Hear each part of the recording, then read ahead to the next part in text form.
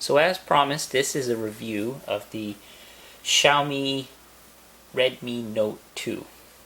And Xiaomi is a Chinese phone company, not really available outside of China or India, at least the Asian countries, unless you import it yourself, which I did because the price is really good for the features that you get with these phones. So I figured I'd give one a try. I got this one off of AliExpress for 170 American, and it's a pretty good deal considering you pay that just for if you were to get a phone with a plan here in Canada. Depending on the type of phone, you could be paying up to $200 or maybe even more than that if it's an iPhone, or it just depends on if it's the newest model. So this comes unlocked, ready to go. You have to be careful to make sure to choose the correct model that supports your carrier, depending on where you are in the world. I chose the FDD, I think, model. You'll see that if you go search around, if you do a little research around that. But it has, it's accessible to more radio bands, radio frequencies. Anyways, I got this to work no problem in Canada on the Bell network, so Bell and Virgin Mobile should work, and I think Telus should work. Rogers probably as well. When I checked on the Will My Phone Work site, it seems that the bands are compatible. So anyways, enough about if it'll work. So what this comes with is it came with the phone, it came with an OTG cable from the place I got it from, but it's pretty much bare bones. It just comes with the phone and a charger, and I bought it so that it was reflashed with the Google Play Store. So you have to be careful with that, because if you're in North America or in Europe, you probably want Google Play in order to access their services. I think in China they can't access those services, or there's something about Google in China, and they had to take off the apps by Google. So they are willing to flash it for you depending on who the carrier is, or you can do it yourself by rooting the phone, which I did in another video. I had some minor issues and I had to root the phone. That's another video you can check out. I'll post it in the description below. Okay, so let's talk about the phone. It's got a nice sharp screen. I believe it's the same form factor. Of course, they're ripping off like Samsung, like with the Note series. It's a 5.5-inch screen. It's I think it's an IPS screen. I don't know the exact resolution. I think it's 1080p 1920 by whatever 1280, I think. I might be off on that, but regardless, I wasn't too concerned about that. I just wanted to get a new phone and have one that was unlocked and just had a good processor. So this has a 64-bit reduced instruction set ARM processor. I forget the model. It's not the Snapdragon. It's another one. I'll post the specs below, and you can just look that up. This is just a real general review of how well does the phone work, and what little issues I've had with it. So I won't get into the technical specs for the ones who want to do that. They can look it up. You can look it up yourself. Okay, so it came ready to go with the MIUI, which is the I guess it's kind of like TouchWiz for Samsung. It came with Lollipop and Android version Lollipop. I think it was I forget which version now, 5 something. Octa-core, 2 gigs of RAM. It has a removable back with a battery, 2 dual SIM cards, SD card. Yeah. So, anyways, I think it's around a 3,000 milliamp hour battery. Again, just look up the specs yourself. So far I'm getting pretty good battery life, better than my Samsung Galaxy S4. So that's nice that it's got those features that you can at least change the battery around and stuff. And the build quality is quite nice. I do like it's well built, no complaints there. The screen is sharp. It's got dual cameras, obviously. Alright, so let's get into the cons of it, and then I'll talk a little about the pros and then some of the issues I had with it. So the default browser that came with it wasn't very good, so I installed Chrome. They have some Chinese browser that came with it, and also came flashed with some. Now I think the people who flashed it with Google Play installed this from the people I bought it from, but they had installed some extra apps on it that cause pop-ups to come up on it, which is really annoying. So just do your due diligence around that a little bit. That's why I rooted the phone, so I could remove those apps. Yeah, so there's some Chinese apps on there. The other thing is some of the user interface. Some of the apps are still somewhat in Chinese. So let's say if I go into, let me just see here, videos. If I go into the video app, the one that came with it, the Mi Video, see, stuff comes up in Chinese. Not a big deal. I figured it out. Like, you can go in here, and then now this is all in English. But I think this is kind of like their version of Google Video or Google Music. Like, they have their own app store, and they're trying to sell their stuff, obviously, in their own market. Not a big deal because you can just install. I installed VLC or whatever, all kinds of different video players you can just install from the Play Store. Okay, so overall, not too many cons around it. It worked fine in terms of coverage. It works on 3G, as you can see here. I have it on right now. It's on 3G. I'm in an urban area, but I was just recently. I'm in Nova Scotia, so it's a smaller place for those of you who've never heard of it. But for some reason, I get LTE with my Galaxy S4, but the band doesn't seem to be compatible with this here. Now, when I was just recently in Toronto and I had this phone with me, I got 4G coverage in Toronto, which for whatever reason, I don't know. Anyways, I find on 3G I'm getting great speeds anyway. Not too big of a deal. Okay. So those are kind of the little minor issues I've had with it. Now, let's talk about what I like about it. Well, it's sharp, obviously. The screen's nice and sharp. Nice battery size. It's unlocked. The price, it's cheaper than the OnePlus 2, and even cheaper than the OnePlus 1. They market the OnePlus 1 and OnePlus 2 as kind of like a flagship killer.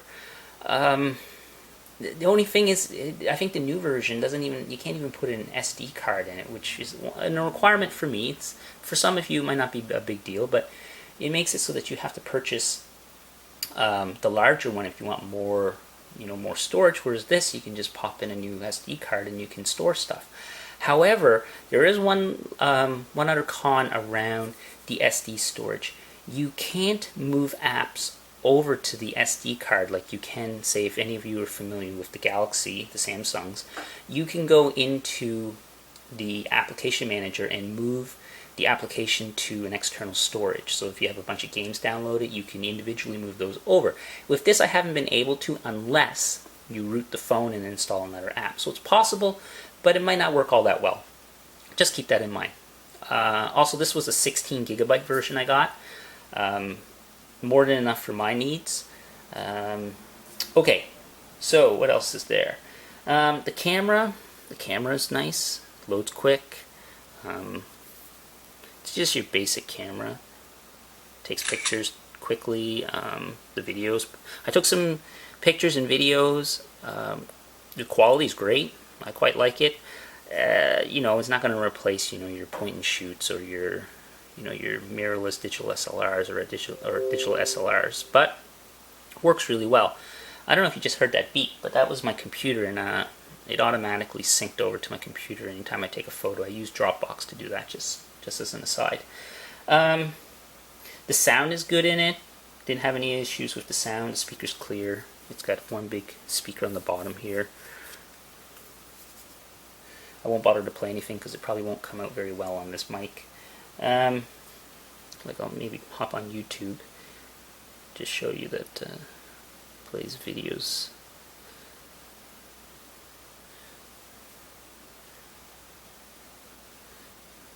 It plays videos fairly well. Let me tell you about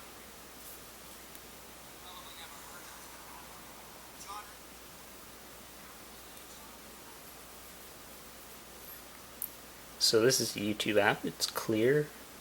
I recognize his faces on my camera here. Interesting. So anyways, yeah. So, YouTube works great on it. Being in Canada, it works. And that was an app that I reinstalled after rooting it. Because I had an issue, and you can check that out, as I mentioned before, in another video that I have posted. So Google Play does work with it. Everything that I had working on my Samsung Galaxy works on this phone. So the Galaxy was the previous phone I had, the Samsung S4. Alright, so I think that's about it. I mentioned that it has dual SIMs, an SD card slot. Now these buttons. So it doesn't have a physical button. It has these. It has the your back button, your home button. So you have your home button here. You can assign different functions for these under. I'm just trying to think where that is. But there's something about the buttons.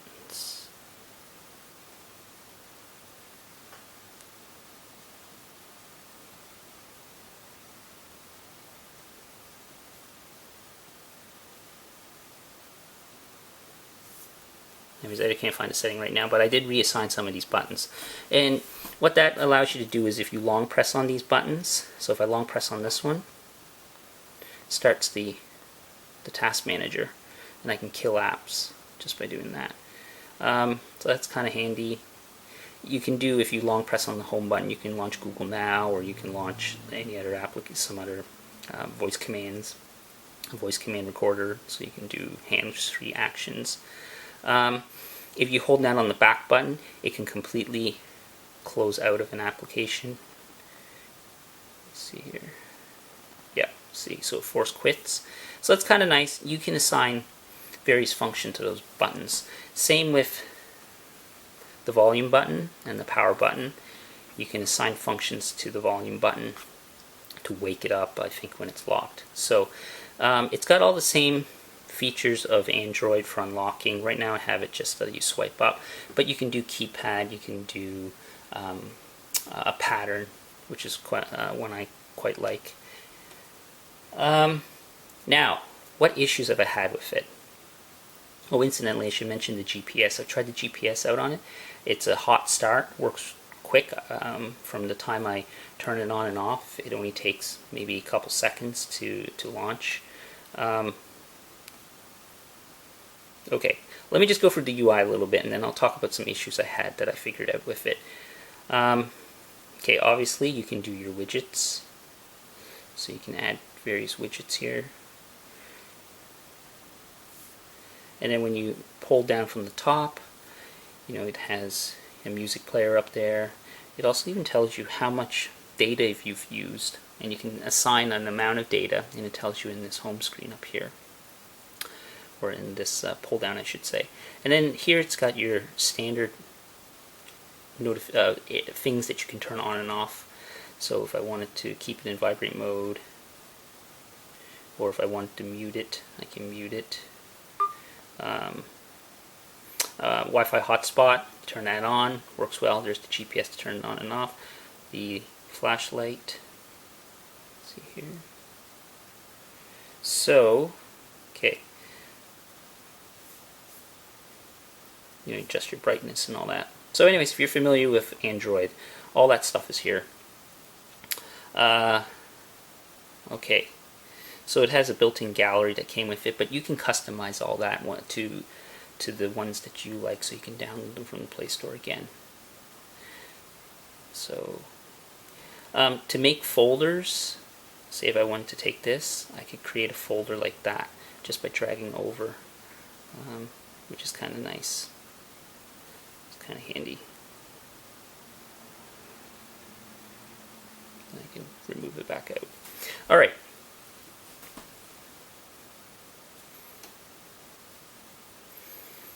So it's your standard settings. You can go in here and change everything, the sounds and the wallpaper. That all works well. I haven't had any issues with it. In terms of the installed apps, you can go through here and you can disable or enable them, and also you can set the default ones here. So I had my browser set to Chrome now instead of the Chinese one that came with it. And you can pick your launcher, and so it's got all this stuff here. You can set all that. Okay, now issues that I've had with it.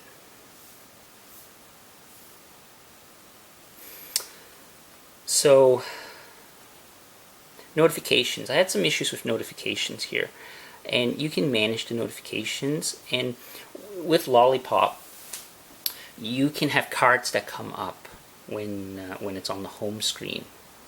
Now, I have mine shut off because I don't want to bother to just have them on there, but you can have them. The issue I was having was with certain notifications, I wasn't getting them, especially with Google Hangouts. So if I go into Google Hangouts here, you can tell it allow notifications, floating notifications on the lock screen, and lock screen, sounds vibration notification light.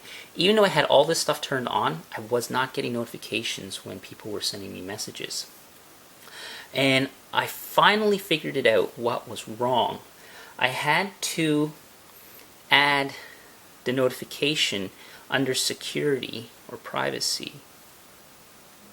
Under security, I should say.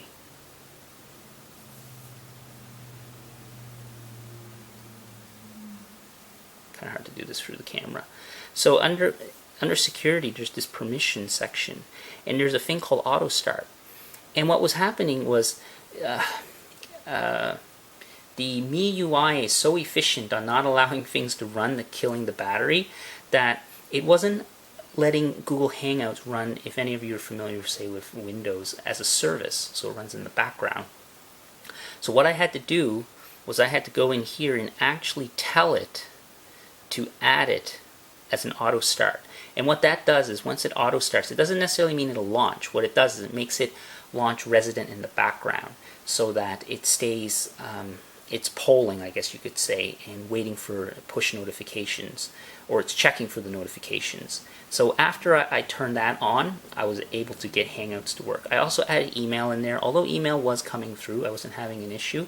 I did that just in case. So just be aware of the permissions can be a little bit wonky in this. Also, I wasn't able to download anything from the App Store or share my Wi-Fi hotspot more than 1 megabyte. It was weird. So you go into Play Store, and Play Store has a setting that says, download, if it's a large app, only download over Wi-Fi.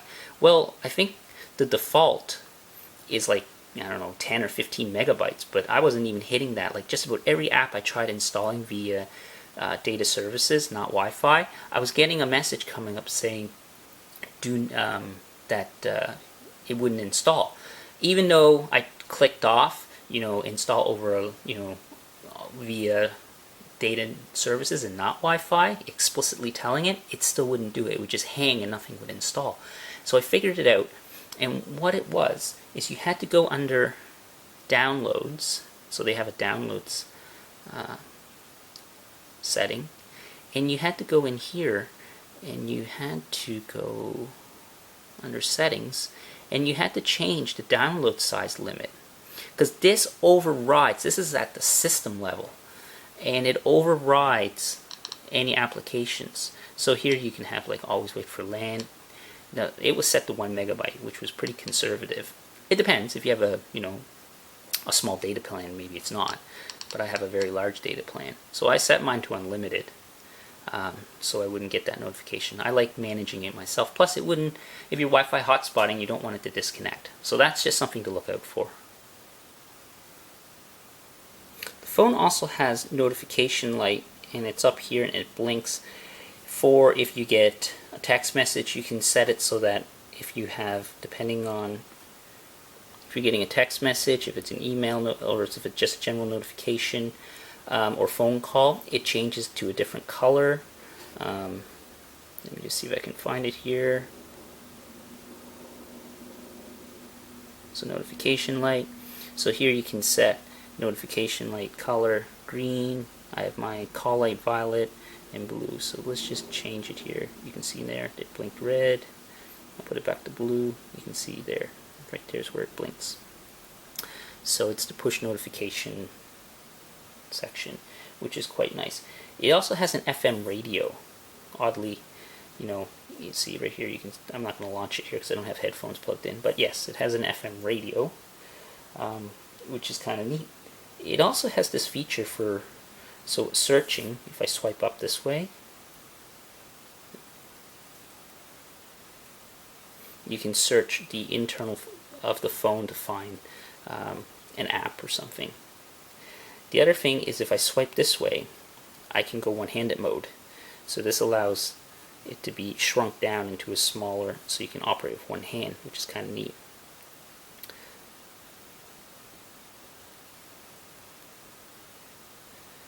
So something else that I wanted to mention was just go over the processor real quick, especially around, you can play back MP4s, MKVs, no problem, 8 high definition files, but gaming is where the processor is going to get tasked a lot. So I have a flight simulator game on here, so it's kind of graphic intensive, and I've tried driving games and stuff, and it doesn't have any issues playing games. Hopefully you can get this to focus in, and you can kind of see it. Oop. Well, anyways, you can kind of see that it doesn't have any problems with this flight simulator, which is more graphic intensive than, say, a card game or a casual type of game like Candy Crush, for instance. Anyways, I wasn't going to go over the specs, but just to mention real quick, the processor itself, I can't get this to zoom in properly. There we go. We're focusing. The processor is a 2 gigahertz octa-core with 2 gigabytes of RAM. So, it'll play probably just about everything out there. So, for those of you who were probably curious about the processor in gaming, you're probably not going to have any problems with it. The other thing is, if your phone comes without Google, the Google services or Google Play or any of the Google apps, you're going to want to install, there's the OpenGApps project, which they consolidate all of the Google apps in one spot so that you can install it. You have to flash your phone and then do some, you have to put a certain recovery mode on it, like twerp.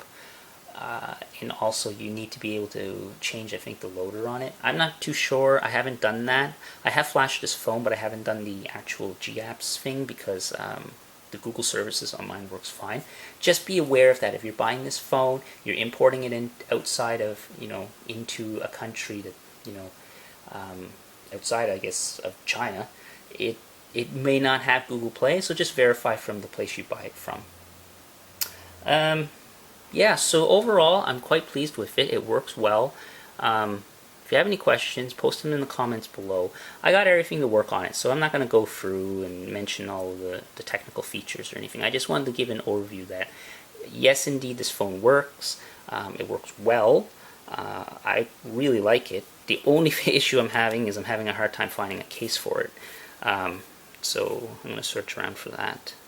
So that is my impressions of the Xiaomi Redmi Note 2.